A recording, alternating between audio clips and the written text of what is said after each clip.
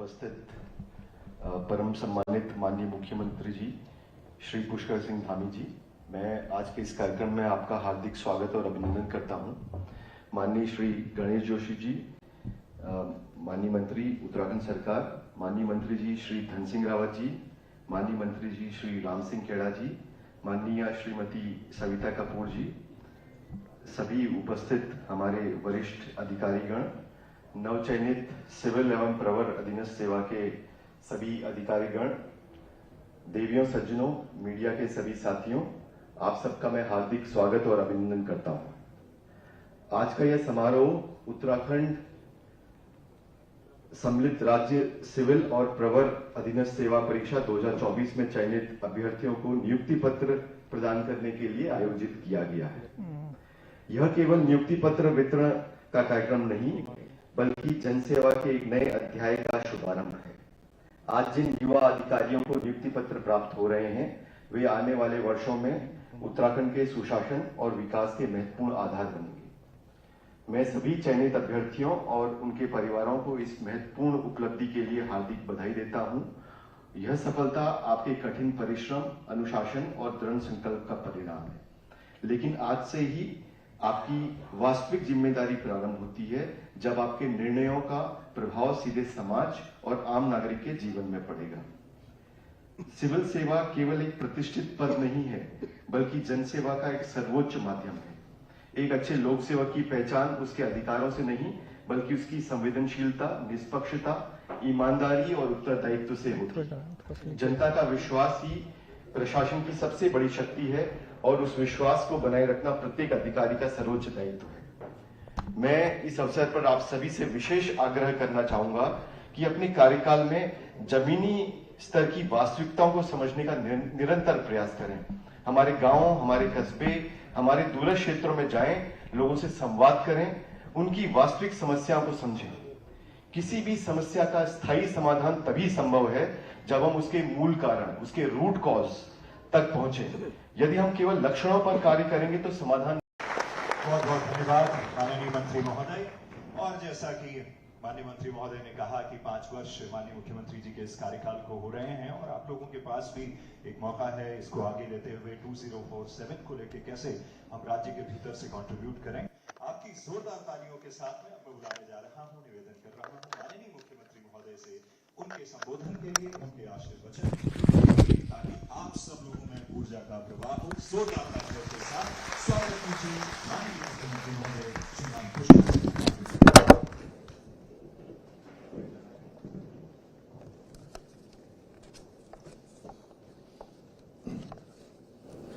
आज नियुक्ति पत्र वितरण के समारोह में मंच पर आसीन अभी जिनका आपने संबोधन सुना, उत्तराखंड सरकार के कैबिनेट मंत्री और मेरे सहयोगी आदरणीय गणेश जोशी जी,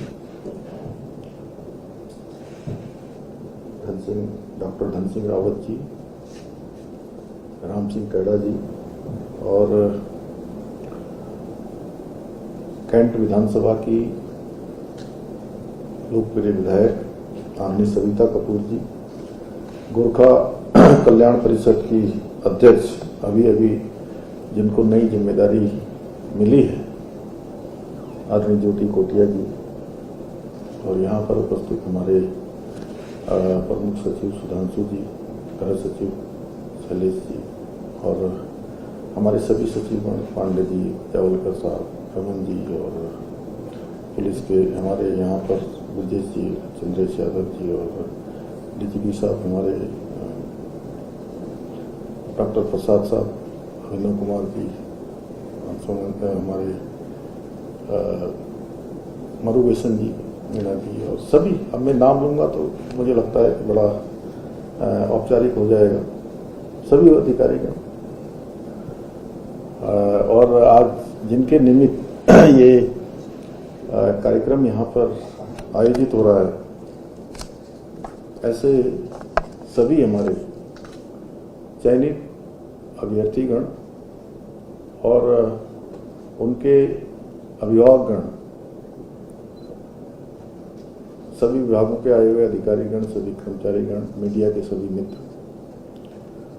सभी प्रतिभाशाली चयनित युवा साथियों समेत मैं आप सभी का आज मुख्य सेवक सदन में आप सबका आज इस अवसर पर आप सबका हार्दिक स्वागत करता हूं, आप सबका अभिनंदन करता हूं। आज का ये दिन देवभूमि उत्तराखंड के लिए भी एक स्वर्णिम अध्याय की तरह है और मैं आप सभी के चेहरों को देखकर, आपकी चमक, आपका उत्साह देखकर और जो आत्मविश्वास आप सब में दिखाई दे रहा है, जो आपने परिश्रम किया,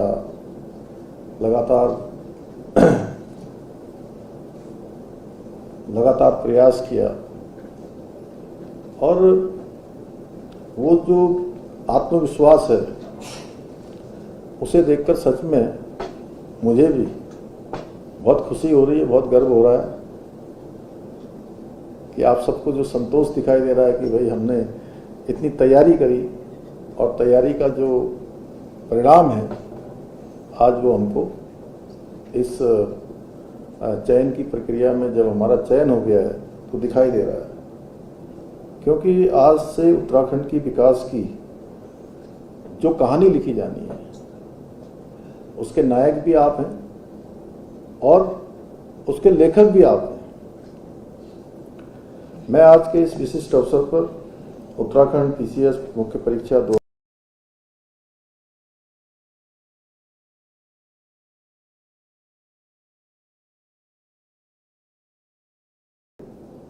हमारी माताओं, बहनों, वरिष्ठ जनों की, नौजवानों की प्रेरणा का ये संकल्प पत्र आज आपके हाथों में आ रहा है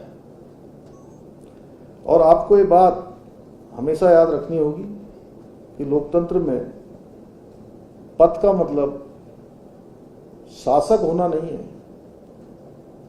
पद का मतलब है दायित्व, जिम्मेदारी और पद का मतलब है सेवक होना, कि सेवा को ही जो है आप जीवन का आधार मानना है।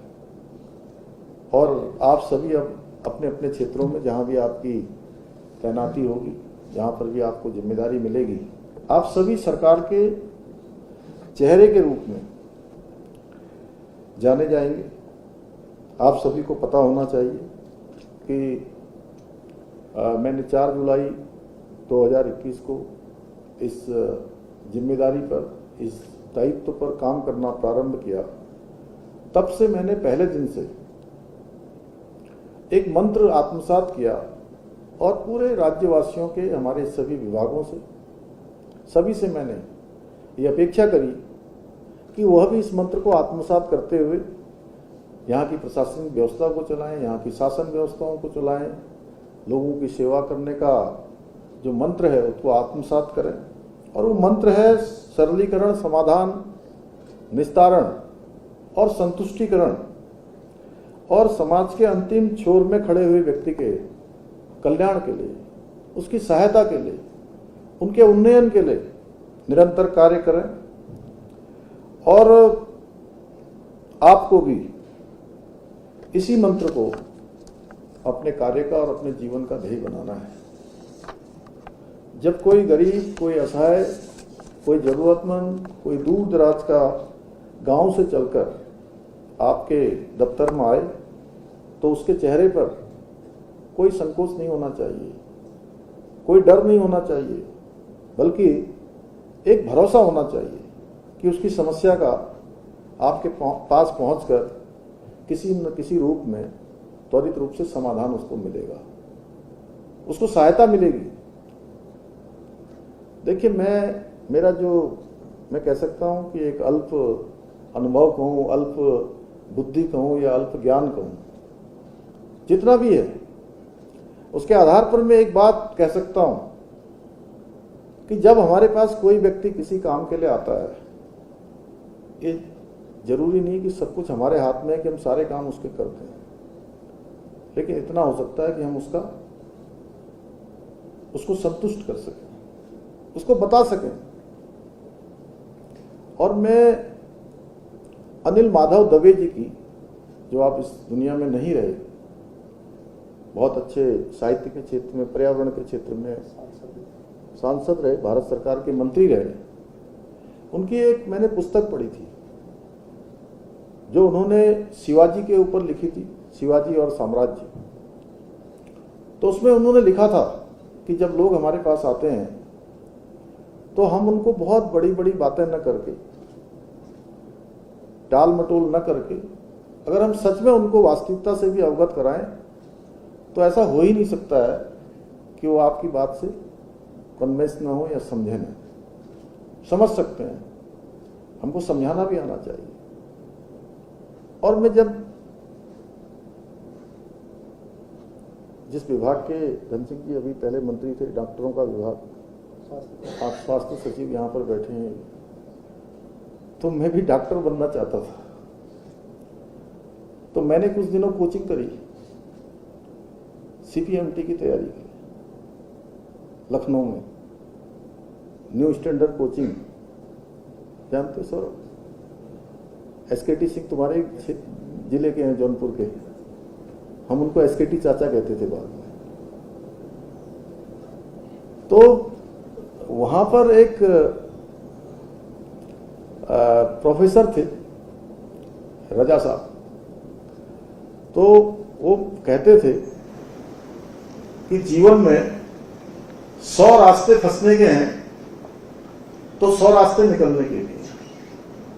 तो उनकी बात उस समय तो कम समझ में आई मुझे, लेकिन बाद में जब मैं राजनीति के क्षेत्र में सीधे सीधे आ गया तो मुझे लगा कि 100 रास्ते यदि जटिल हैं तो 100 रास्ते आसान भी हो सकते हैं। यानी कि अगर हमें रास्ता निकालना है तो उसके भी रास्ते निकल सकते हैं।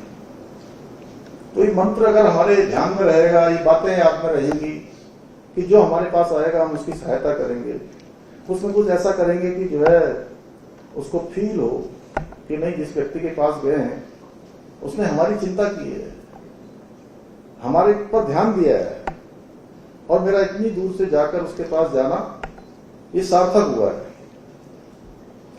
और उसका ये भरोसा ही हमारी सरकार की सबसे बड़ी सफलता होगी। और हमारे देवभूमि का विकास भी तभी संभव होगा, तभी संभव है जब हमारे नीति और नियमता और हमारे सभी अधिकारी, हमारे सभी कर्मचारी सभी संवेदनशील होंगे। इसलिए आपको सांकरी चौक पर बैठे व्यक्ति तक विकास की रोशनी पहुंचानी है, वहां तक विकास का प्रकाश पहुंचाना है, और इसी के लिए हमारे राज्य का गठन हुआ है। अन्यथा उत्तर प्रदेश के समय में बहुत दूर तक व्यवस्था हो जाती थी, पिथौरागढ़, चमोली, उत्तरकाशी, ऐसे स्थानों पर जाना, बागेश्वर जाना, उस समय में जो पोस्टिंग मानी जाती थी आप सब लोग जानते हैं। ऐसा माना जाता था कि इन क्षेत्रों में एक तरह से अच्छे के लिए नहीं भेजा जाता था, और अब व्यवस्थाएं अच्छी हो गई। आज देखिए हर जगह जगह के लिए हमारे यहाँ हवाई कनेक्टिविटी हो गई, इतनी शानदार सड़कें बन गई। तो राज्य का जो गठन हुआ वो हमारा जो उसका उद्देश्य है वो सार्थक हुआ है। साथियों, जब आज हम युवाओं की पूरी पारदर्शिता के साथ जनता की सेवा करने का हमारे अवसर मिल रहा है, तो मुझे कभी अतीत का वो काला दौर भी याद आ रहा है, जब उत्तराखंड के युवाओं के भविष्य के साथ सरेआम खिलवाड़ किया जाता था। और उस समय सरकारी नौकरियां योग्यता से, प्रतिभा से, क्षमता से नहीं मिलती थी, बल्कि उस समय ये नौकरियां मिलने का आधार होता था पर्ची और खर्ची, यानी कि पर्चा भी चलता था और खर्चा भी चलता था। पर्चा जानते हैं ना आप? जान रहे? पर्चा यानी कि नकल, खर्चा माने भ्रष्टाचार, रिश्वत। आज हम दावे के साथ कह सकते हैं, विश्वास के साथ कह सकते हैं कि हमारे